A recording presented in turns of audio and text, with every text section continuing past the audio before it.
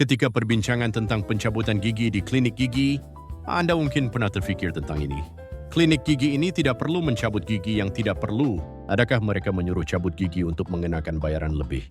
Saya akan bercakap dengan jujur. Janganlah saya jalan debol mereksa saya akan melihat rekod Piatnin. Kebanyakan sebenarnya tidak begitu menyarankan pencabutan gigi kerana sebab struktural. Apalagi benar-benar menghabis sebab itu.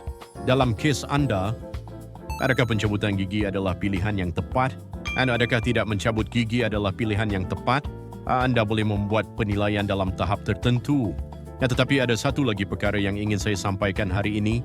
Pencabutan gigi tidak semestinya lebih baik untuk memelihara gigi. Fikiran tentang rawatan yang baik bergantung kepada keadaan. Ia mungkin bertentangan sepenuhnya. Berkekalan untuk menjalani rawatan ortodontik tanpa cabutan. Setelah rawatan ortodontik selesai, keadaan di mana bibir kelihatan lebih menonjol. Kes-kes seperti ini memang ada. Memang perkara seperti ini berlaku. Adakah pencabutan gigi sesuai dalam kes saya? Adakah betul untuk menjalankan rawatan ortodontik tanpa pengeluaran gigi? Ansius dalam kriteria yang boleh Anda pikirkan sendiri. Hari ini saya akan membertanya semuanya. Dan ada satu perkara yang ramai orang salah faham. Rawatan ortodontik tanpa pencabutan mesti memelihara gigi. Bifalci rawatan yang jauh lebih baik?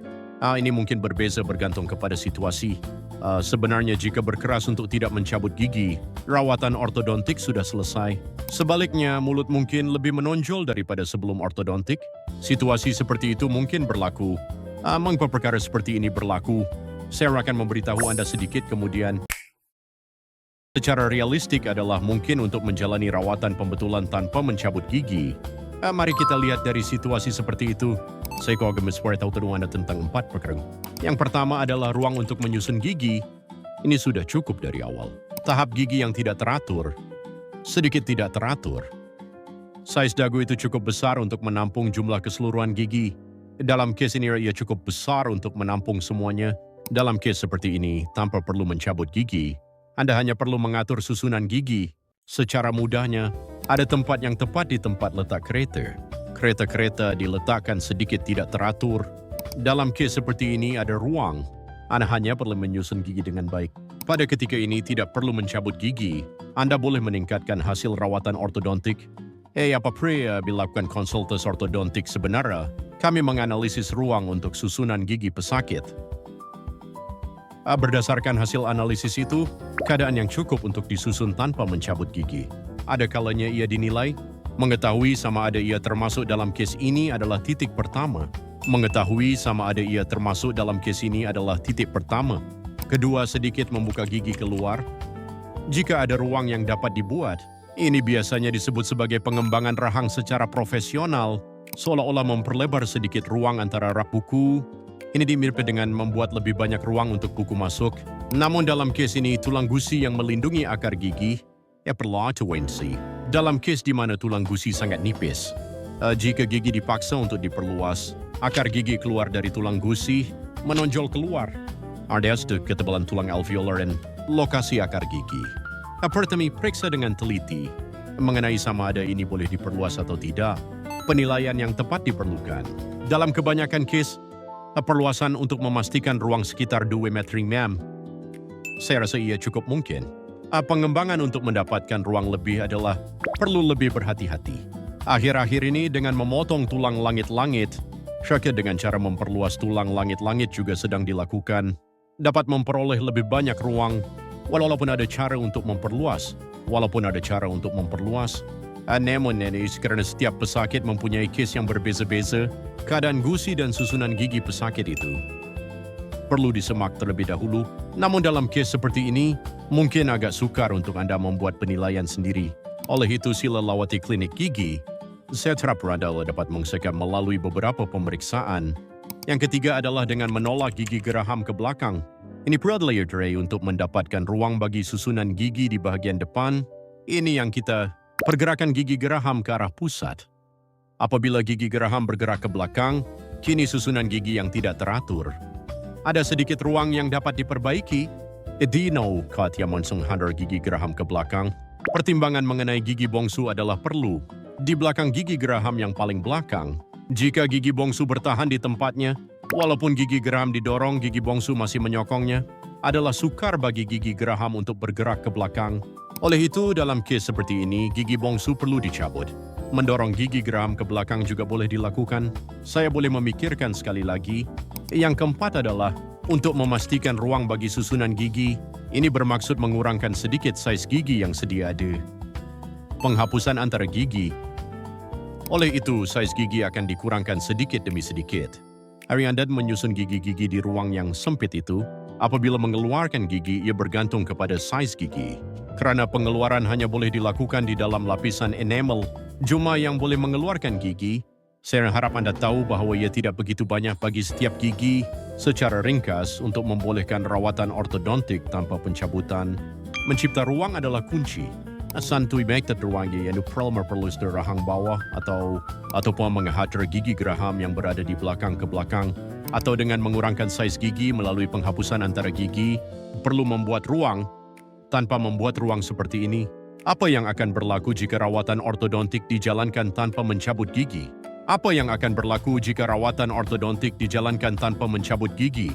Apa yang akan berlaku jika rawatan ortodontik dijalankan tanpa mencabut gigi? Oleh kerana itu, tidak ada ruang untuk gigi disusun sambil condong ke depan, yaitu gigi-gigi akan terkeluar ke hadapan. Ia akan disusun dengan teratur. Kemudian selepas rawatan pembetulan, susunan gigi menjadi teratur. Bibir yang menonjol, gigi yang kelihatan mencolok, itu bermaksud hasil yang tidak diingini boleh muncul. Jika tidak dicabut, gigi mungkin akan terlihat maju. Sebaiknya Anda ingat ini dengan baik. Ketika menerima rawatan ortodontik, menyarankan pencabutan gigi di klinik gigi. Apakah ini hanya kerana klinik gigi lebih suka mencabut gigi? Ini dilakukan apabila ruang sudah sangat tidak mencukupi. Itu bermakna bahawa ruang yang boleh diperoleh adalah pada tahap itu ada batasan tertentu, kan? Tetapi apabila kami melakukan analisis ruang untuk susunan gigi, ia sudah tidak baik diperoleh pada tahap itu. Apabila ruang sangat tidak mencukupi, dalam kes seperti ini tidak dapat dielakkan sambil mencabut gigi geram kecil di belakang gigi taring. Rawatan ortodontik akan dijalankan menggunakan ruang tersebut. Sebab kedua adalah, ada kalanya gigi di depan perlu bergerak ke belakang dengan cukup. Sebagai contoh, gigi depan sangat menonjol ke depan. Atau bagi mereka yang mempunyai rahang menonjol, selain kes ini gigi depan dan perlu masuk dengan cukup, Anda akan dapat memperoleh gigitan yang baik dan penampilan yang lebih baik. Namun untuk memastikan gigi depan dapat masuk dengan cukup, ruang di belakang yang membolehkan gigi depan masuk adalah diperlukan. Menghantar gigi geram ke belakang, memasukkan gigi depan juga sebahagiannya mungkin, tetapi terdapat banyak kes di mana gigi depan tidak dapat dimasukkan dengan cukup hanya dengan itu. Bagi mereka yang mengalami protrusi yang teruk, perlu mencabut gigi geraham kecil di belakang gigi taring untuk rawatan. Gigi-gigi di depan yang cukup masuk dari belakang. Kerana dapat memperoleh hasil yang memuaskan, menyarankan rawatan ortodontik yang disertai dengan pencabutan gigi. Yang lebih betul, ia bergantung kepada struktur gigi dan rahang saya, bukan? Satu pihak pasti lebih baik.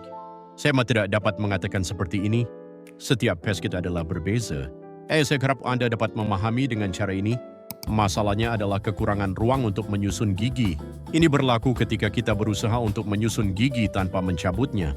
Mari kita fikirkan, dalam keadaan almari sudah penuh dengan pakaian, apa yang akan terjadi jika kita mendusulkan pakaian baru? Pintu tidak dapat ditutup dengan baik atau pakaian akan terkeluar ke depan. Benda yang dipaksa masuk akan berkedut. Gigi juga sama. Dalam keadaan ruang yang terhad, jika gigi dipaksa untuk disusun, gigi akan terkeluar ke arah luar. Bibir mungkin kelihatan lebih menonjol. Atau selepas rawatan ortodontik selesai, kemungkinan untuk kembali tersilap mungkin meningkat. Kelebihan sebenar dari pembetulan gigi adalah masalah kekurangan ruang ini dapat diselesaikan dengan pasti, terutama bagi mereka yang mempunyai rahang menonjol di depan. Jika ingin mengubah wajah menjadi lebih cantik, gigi depan perlu dipindahkan ke belakang dengan cukup jauh. Pada masa itu, ruang diperlukan. Pada masa itu, kita ingin mendapatkan ruang dengan melakukan pencabutan. Sudah tentu ada juga kelemahan. Ada juga beban psikologi untuk mencabut gigi yang masih baik. Tempoh rawatan ortodontik yang disertai dengan pencabutan gigi memang agak panjang. Saiz gigi yang dicabut adalah sekitar 7 mm. Ruang yang berukuran sekitar 7 mm perlu ditutup melalui pergerakan gigi. karena semuanya perlu ditutup, berbanding dengan rawatan ortodontik tanpa pencabutan yang relatif, tempoh rawatan mungkin akan menjadi lebih lama. Dan juga semasa tempat yang dicabut itu sembuh, dan bahagian itu mungkin akan terasa sedikit tidak selesa. Mengenai perkara-perkara yang tidak selesa ini, adalah baik untuk menyadarinya dengan cukup awal. Anda sebaiknya memutuskan sama ada untuk mencabut atau tidak. Kami mau perlawanan berbincang dengan banyak pesakit ortodontik di klinik gigi. Cikgu, saya tidak mahu mencabut gigi saya. Ada banyak orang yang berkata demikian. Kami juga sebisa mungkin tidak mencabut gigi di ruang rawatan. Kami banyak menyarankan untuk melakukan rawatan ortodontik tanpa pencabutan. Jika pesakit mengatakan mereka dapat menerimanya, walaupun dilakukan tanpa mencabut gigi tetapi bergantung kepada keadaan. Ada yang terpaksa mencadangkan pemakaian pendekap gigi dengan mencabut gigi. Tetapi mencabut gigi tidak semestinya sesuatu yang buruk. Ini bukanlah sesuatu yang salah. Saya akan kesyaratkannya sekali lagi. Sebenarnya bergantung kepada keadaannya. Pembetulan gigi boleh memberikan kestabilan gigi jangka panjang. Ada juga kes di mana daya tahan lebih baik. Selain itu, terdapat banyak kes di mana hasil rawatan lebih memuaskan. Namun, apabila rawatan ortodontik dilakukan bersama dengan pencabutan gigi, dan di simbarainya si pesakit merasa mulut mereka lebih kecil, kelihatan lebih tua, gigi condong ke dalam. Menjadi gigi taring ketika tersenyum. Apakah itu tidak membuat wajah kelihatan suram? Ada orang yang jasiban dan sebimbekan seperti ini. Oleh itu disir bahwa keputusan untuk mencabut gigi, Anda perlu membuat keputusan dengan berhati-hati berbanding dengan rawatan ortodontik tanpa pencabutan, hanya apabila manfaat dalam ortodontik dengan pencabutan sangat besar. Saya sarankan Anda memilih rawatan ortodontik yang disertai dengan pencabutan. Saya perlu mencabut gigi. Adakah lebih baik tidak mencabut gigi? Sebenarnya ini adalah sesuatu yang pesakit. Jika sumber untuk mengikuti sendiri adalah itu dalam kes seperti ini, sila lawati klinik ortodontik yang berdekatan, berkonsultasilah dengan pakar ortodontik dan dengarkan pendapat mereka. Dan apabila Anda membuat keputusan, Anda pasti akan membuat keputusan yang tidak akan disesali. Saya di bilik rawatan bersama pesakit-pesakit kami. Yang akan ia bertemu secara langsung adalah, dalam kes kami orang Korea, terdapat ramai orang yang mempunyai ukuran dagu yang agak kecil. Jadi ruang antara gigi menjadi terbuka. Daripada mereka yang ingin menjalani rawatan ortodontik, gigi tumpul atau gigi yang tidak teratur. Terdapat banyak orang yang ingin menjalani rawatan ortodontik. Selain itu, jika gigi tidak rata, tidak ada ruang untuk menyusunnya. Apa yang akan terjadi pada gigi? Ia akan disusun dengan biasanya ke depan. Terdapat lebih ramai orang yang mempunyai tonjolan. Oleh itu, orang Korea tidak dapat mengelak. Bagaimana untuk memastikan ruang? Saya tidak memikirkan. Saya berpikir tentangnya. Tetapi bagaimana kita akan mendapatkan ruang ini? Akhir-akhir ini melalui pengurangan. Ada banyak cara untuk mendapatkan ruang yang telah berkembang.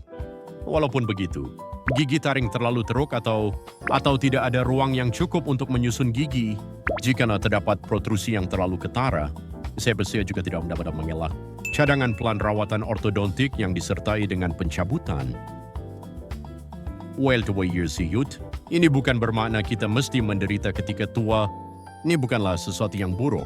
Harusnya Anda dapat lepihin beberapa kebimbangan yang tidak baik itu. Rawatan tanpa pembedahan tidak semestinya baik. Saya harap Anda juga menyadari perkara ini. Namun apa yang benar-benar penting adalah apa tujuan rawatan. Saya terus penting untuk menjelaskan dengan jelas sebab saya menjalani rawatan ortodontik dan melalui rawatan ortodontik, matlamat rawatan ortodontik. Buat keputusan dengan tepat untuk mencapai itu adalah lebih baik untuk memilih pencabutan atau tidak mencabut dalam plan rawatan. Untuk mereka yang akan menjalani rawatan ortodontik hari ini adalah topik yang sangat membimbangkan. Mengenai sama ada mencabut gigi atau tidak, ini adalah perbincangan yang berkaitan. Saya telah menerangkan sekarang.